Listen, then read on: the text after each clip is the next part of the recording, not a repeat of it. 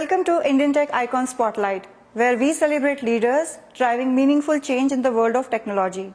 I'm Sheetal Acharya, and let's welcome our spotlight today, Mr. Hemant Kumar, who is an inspiring leader driving big data and cloud solutions across various industries. Hi Hemant, welcome to our show, and it's really a pleasure to host you today. Thanks, Sheetal, for inviting me here. So Hemant, let's start from the beginning. We would like to know about your career journey, from where it all started and progressing till your current role. Okay, yeah, sure. Myself, Hemant. I started my career with IBM just after the graduation in BTech Computer Science.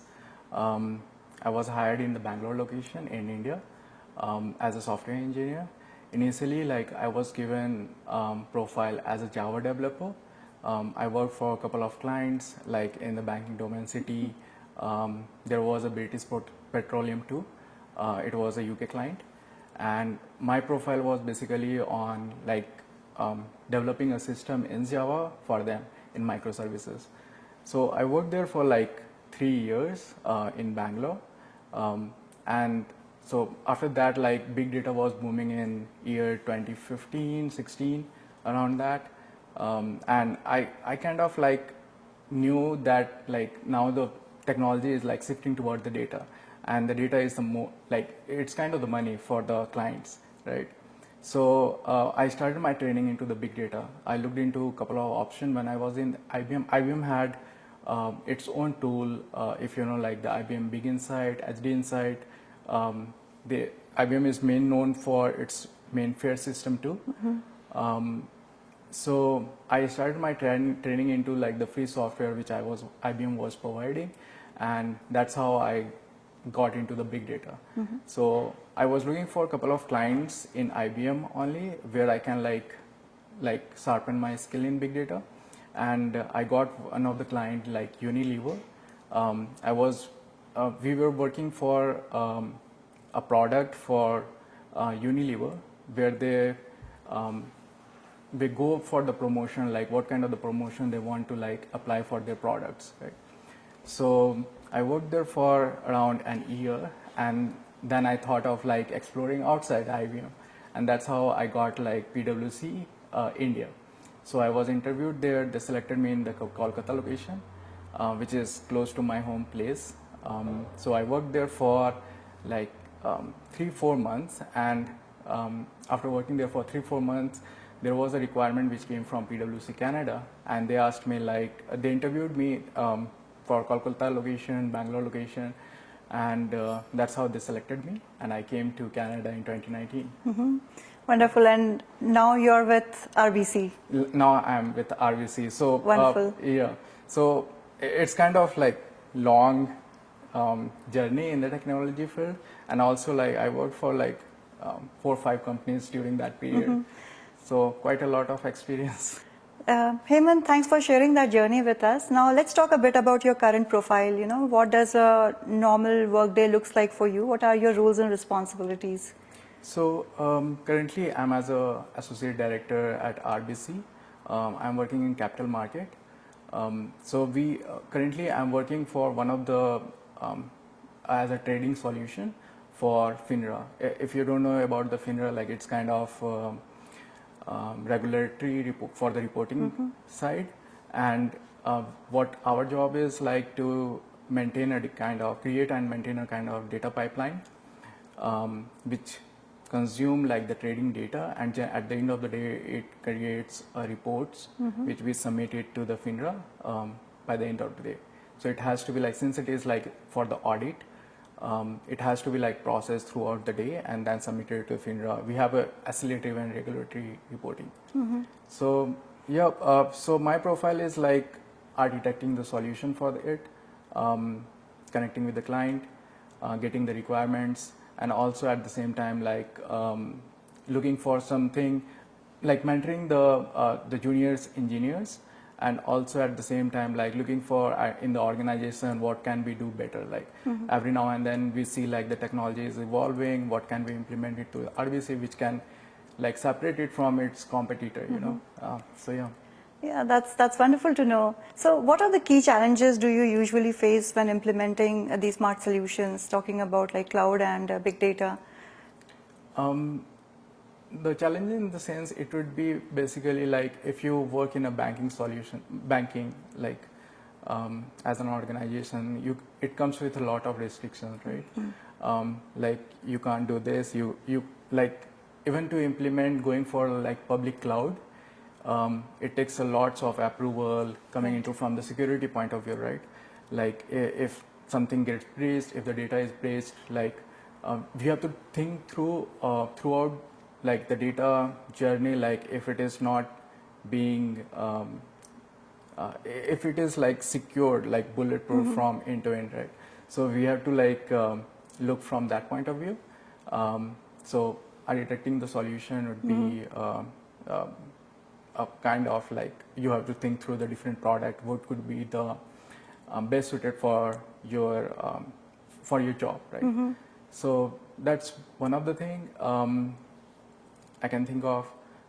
Yeah, basically that's. Hemant, let's talk a bit about the emerging technologies. What do you think are the most, or what trends do you see most exciting in upcoming technology? As you can see, like everything is like moving toward the AI, right? So even from my field, like the data engineering domain, like it's also moving into the AI domain, right? So all our like even in RBC, right? All our CI/CD pipeline, like those are like moving into more kind of AI driven tool where you just like type some kind of the commands and everything from like integration to the deployments is taken care by the AI agent. So that's kind of cool. Even like you may have heard of GitHub pilot, right? So in terms of like where we used to like write like 100 lines of code and then test cases for it, documentation for it, you can just give a command to the GitHub pilot and it can write like test cases for you. And also it creates a pretty nice documentation for your code base. Yeah. So it's kind of like the whole technology is like moving toward the AI, and that's kind of good in terms of like like it saves the time, and in terms of also like there is a less human error. Like when you do a kind of the documentation or write, there are kind of typo issues, right? So those are like rectified by the AI. Absolutely. Now, you started your career, like you mentioned, as a developer, then you moved on, you learned, you yourself, did a lot of learning, and that's how your career progressed. So if you have to give like, any advice to the youngsters who are looking to get into the technology field, so what advice you would like to share with them? Firstly, I would say like technology is kind of evolving, and it's kind of evolving. So it's interesting to like you get to know or learn new things every day, and at the same time it's kind of challenging too because the obsolete technology where you are experienced with, like it gets obsolete in every 5 years, right? So you keep on learning, exploring the new things which are coming into the market, keep up to date. And also for the younger generation, I would say like think about not to build something, right? Like think about like building something and also which can work. Like don't think about a product to be built to work. Think about how it can be sustained, right, or scaled. And how important do you think the certifications are these days? I would say like certification, it adds value to your journey, right? If someone is taking your interviews, right, that's a nice way to showcase your talent that you have certified into any of the like cloud domain, or if it is like technology domain you are certified in. But at the same time, I would focus more, if you're going for the certification, do more kind of like a POCs project or open source projects, right? Where you can like create some kind of like some kind of the code base or the domain or the data pipeline or the POCs which you can showcase to the interviewer, and in spite of like going with the you are certified in this one and all that. It's good to have, but I would say like more hands-on will add value to your journey. Absolutely. And what role does quality plays in any of the deliverables, and what's your approach ensuring that, quality is, is of utmost importance? Yeah, again, like whenever we create some kind of product, right, we see like how robust it is. Like it should, so whenever we develop some kind of the code, we see like it is 100% test case proof. Like any kind of edge case scenario which is coming into the code is easily handled by the whole code base, and also how scalable it is. Like suppose you are processing like suppose 1 million of records today, by the next year it would be 100 million. So how is your code able to handle that? So that would be like the key principle you should think about whenever you are developing a code. Yeah, and that's a great insight. Thanks for sharing that with us, Hemant. Now let's get back to your early days a little bit. Let's talk a bit about your hometown where you were born and brought up, and let's talk about those fond memories that you have, which you would like to share with us. And are there any values or principles from your childhood that you still carry in your professional journey? Yeah, sure. So I born and brought up in Patna, Bihar, one of the state in India. I did my schooling from 10th to 12th in Patna. Initially, I was with the Patna Central School. Then I went to DAV for doing my 12th senior secondary, and after that, I did my kind of graduation in BTech Computer Science. Yeah, the journey was in initial days. I won't say I was like excellent child in the academic, but I was in the top 10. Like, so whenever there is used to be any kind of, I used to take part in more kind of exhibitions, science exhibitions, sports, but on the academic side, I was kind of the average. More into extracurricular activities? Yeah, so I used to play for the basketball for my team, school team. I'm like still fascinated by basketball. So whenever I get time, I used to play. And yeah, and something like out of the box I used to think about. Even now when I'm like working, I try to indulge myself in developing something on the open source side. And that's what like excites me. So yeah. So, Hemant, let's talk a bit about your early days, about your hometown where you were born and brought up, and how are those childhood memories, or how those childhood memories have shaped you, the leader you are today? Okay. I was born and brought up in Patna. It's one of the like in Bihar, one of the province in India. So I did my secondary and the senior secondary from Patna, and then I did my BTech in computer science. In initial days, I was not very good in academics, but I used to like take part in the different curricular activities, right? Like science exhibition. I was into sports too. I used to play for basketball for my team in school days. So yeah, I born and brought up in a combined family where I have my father, mother, and two elder sister, and my grandfather and grandmother. I'm the youngest one, so I kind of like I'm pampered a lot during my childhood. But yeah, one thing I used to like have it in me is like whatever I'm doing, I do it with honesty, whether it is like education or if it is in extracurricular activity. So yeah. Wonderful. Let's talk a bit about your family here in Canada. So, who all are the members here in Calgary with you? Okay, so my wife, she is here, and my in-laws are here in Calgary too. They are in the northeast side. My father-in-law and my mother-in-law.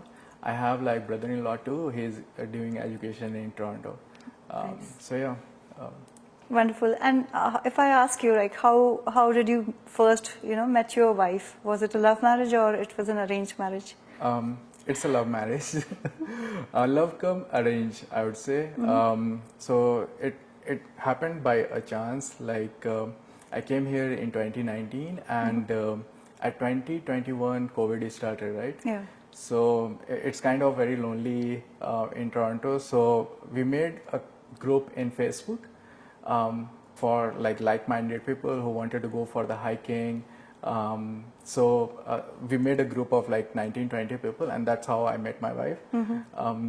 So initially, like we started with the hiking. Every weekend we used to go for hiking. Nice.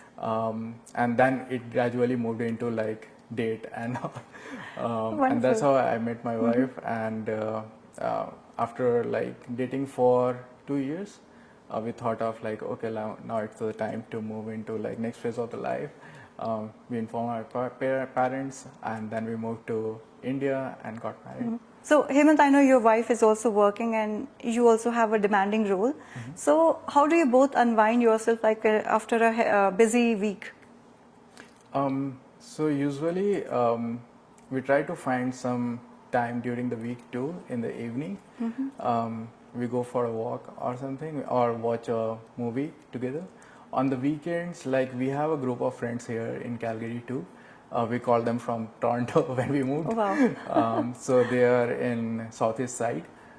We also made a couple of friends here in Calgary. And so we try to like meet them, have a kind of get together. So currently it's summer, right? So we try to like do barbecue outside or go for a drive to Banff or Jasper. Yeah. That's how we spend our weekends. Absolutely, and given that we have such beautiful places around Calgary, so that's wonderful. Now, Hemant, we are almost nearing end of our wonderful discussion. So at the end, we have a round called as the rapid fire round, where I'll be asking you some questions. For sure. And I would be expecting some quick answers from you. Okay. You ready? Yeah. Let's go. Perfect. So one skill every data engineer must have. Like just know about the data. Okay. Next question. Java or Python? That's a tricky question. Like every organization use both of it, but I'm more aligned to Python. Okay. Next question. Cloud migration, easy or nightmare? Nightmare if you are working for a banking client. Understood, yeah. Favorite data warehouse platform? I would say Oracle. Okay. Next question. If you could live in any era, which would you pick? For me, Yeah. I love to be in present, so I would love like current situation. Yeah. Okay. Current era. That's a decent answer. What's your hidden talent? I can dance. Okay, now everybody knows it's no longer hidden. And the last question. If you could learn any language instantly, which one? Not the coding language. Any language. I'm very bad in language. So my wife is Gujarati. It has been like 2.5 years. We married, but I still like Trying to learn trying Gujarati? to learn, and it's kind of very hard to. I understand it, but it's kind of very hard to speak. So yeah. Wish you, good luck to learn Gujarati, and thank you so much, Hemant. It's been wonderful talking to you, Likewise. and your story has been really inspiring, and we wish you a continued success in your future endeavors and in your career. Thanks for the nice word. Same to you, Sita. Thank you. Thank you.